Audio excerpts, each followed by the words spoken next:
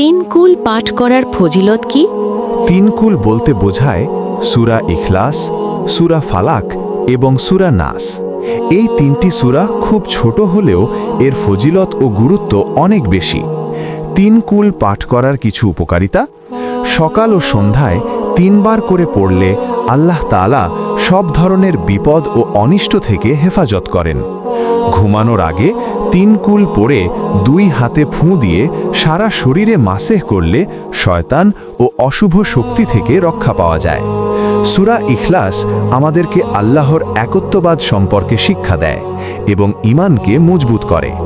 সূরা ফালাক ও সূরা নাস মানুষের হিংসা, জাদু ও শয়তানের কুমন্ত্রণা থেকে আল্লাহর কাছে আশ্রয় চাইতে শেখায়। তাই প্রতিদিন সকাল সন্ধ্যায় এবং ঘুমানোর আগে অন্তত 3 বার করে 3 কুল পাঠ করার অভ্যাস গড়ে তুলি। আল্লাহ আমাদের সবাইকে এই আমল নিয়মিত করার তৌফিক দান করুন। আমিন। ভিডিওটি শেয়ার করুন এবং অন্যকে জানিয়ে দিন।